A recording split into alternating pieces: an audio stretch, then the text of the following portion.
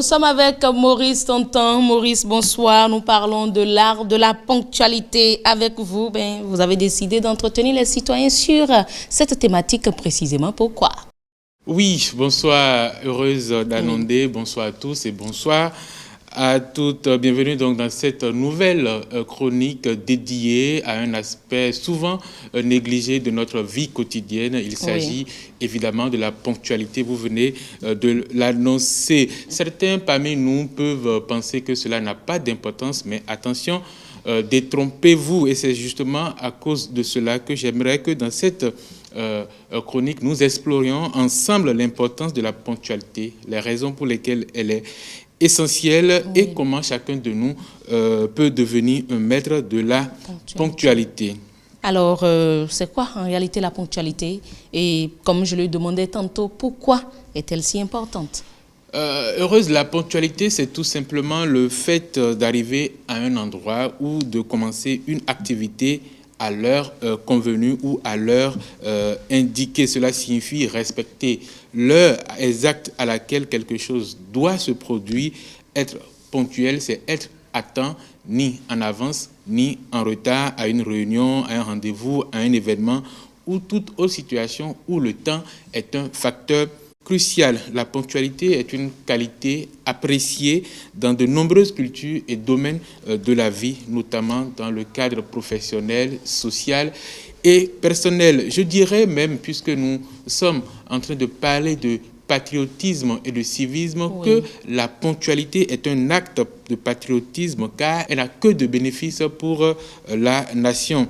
Il faut dire aussi qu'au-delà de l'aspect matériel, l'importance de la ponctualité touche également d'autres aspects de la vie quotidienne et de la société en général. La ponctualité étant un signe de respect pour les autres, un gage d'efficacité et de crédibilité, mais aussi un facteur de productivité et une preuve de professionnalisme. Par exemple, lorsque vous êtes ponctuel, vous montrez du respect pour les personnes avec lesquelles vous avez un rendez-vous. Cela montre que vous considérez le temps comme précieux, tout comme le vôtre. A contrario, si vous avez l'habitude de venir en retard à des rendez-vous, cela peut donc ternir votre réputation et faire douter de votre fiabilité.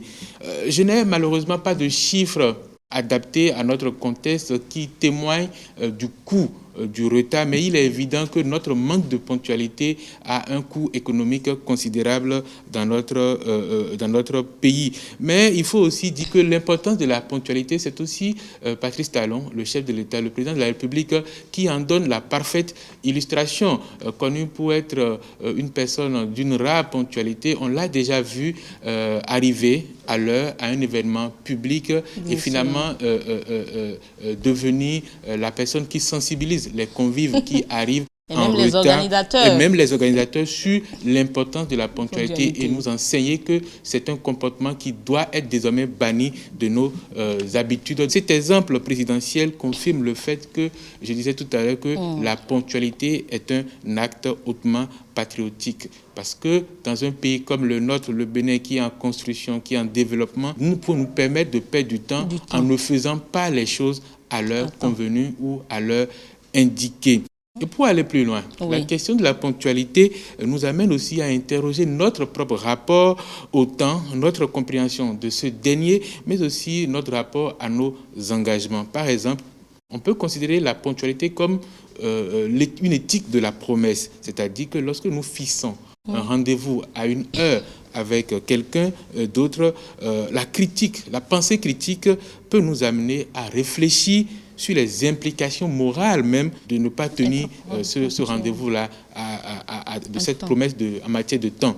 D'accord. Donc voilà autant d'éléments qui justifient l'importance de la ponctualité. Ah ben, cela dit, comment devenir maître de la ponctualité? La question tombe bien parce que j'imagine qu'après avoir démontré et exposé l'importance et les vertus de la ponctualité, nous sommes un peu plus nombreux à vouloir faire plus d'efforts pour être un peu plus ponctuel. Et cela me réjouit, j'en suis content. Et c'est pour cela que je vais partager quelques conseils avec vous, avec nos amis téléspectateurs, pour être un peu plus ponctuel.